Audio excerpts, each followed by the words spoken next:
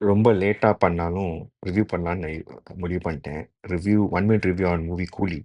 ஆ ரொம்ப ஃபாஸ்ட்டா முடிக்கணும். ஏன்னா, படம் வந்து ஸ்க்ரீன் பிளே வைஸு ஸ்லோ தான். ரைட்டிங் அத விட ஸ்லோ. ஸ்டோரி அத விட ஸ்லோ. நெறையா சீன்ஸ் பயங்கரமா இடிக்குது. ஸ்ருதி ஹாசன் எதுக்கு ரஜினி மேல கோவமா இருக்காங்க. அப்படி ரஜினிக்கும், சத்யராஜ்க்கும் என்னதான் பிரச்சனை? ஓகேங்க. அப்புறம் நாகார்ஜுனா வந்து அ அவங்க அப்பா கொன்ன உடனே 30 வருஷம் கழிச்சு ஐடென்டிஃபை பண்ண முடியல. நீ யாரு யாருன்னு கேட்டுட்டு இருக்கு ரஜினிய பார்த்து. இதெல்லாம் ரொம்ப அபத்தம். அ படம். லோகேஷ் கனகராஜ் வந்து இப்படி ஒரு ஸ்க்ரீன் பிளே மூவி எதிர்பார்க்கல. அ அமீர் கான்லாம் எதுக்கு வராருன்னே தெரியல படத்துல. அ அவர் வர்ற சீன்லாம் வந்து நெறைய பேர் எந்திரிச்சு தியேட்டர விட்டு போயிட்டாங்க. ஃபர்ஸ்ட் ஷோ பார்த்தோம். படம் ரொம்ப வீக்கான ரைட்டிங். அதோட ரொம்ப வீக்கான ஸ்டோரி. படம் வசூல் பண்ணிருச்சா, வசூல் பண்ணிருச்சு. ஆனா வசூலுக்கான ஒர்த்தா அப்படிலாம் கிடையாது. பேன் இண்டியா மூவின்னு சொன்னா மட்டும் பத்தாது.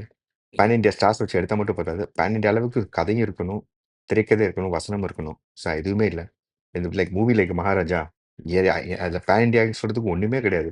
ஜஸ்ட் ஒரு நல்ல ஸ்க்ரீன் பிளே, நல்ல ஸ்டோரி, அ ஒரு என்ன சொல்றது? நல்ல கேரக்டரைசேஷன். விஜய் சேதுபதிய தவிர பெரிய ஹீரோ எதுவுமே கிடையாது. பட் இந்த movie has a global hit. அந்த மாரி மூவிஸ் இருக்கு. லோகேஷ் கனகராஜ் வந்து இப்படி ஒரு ப்ராடக்ட் எதிர்பார்க்கல. Hope he does a better job in his next movie. Thank you.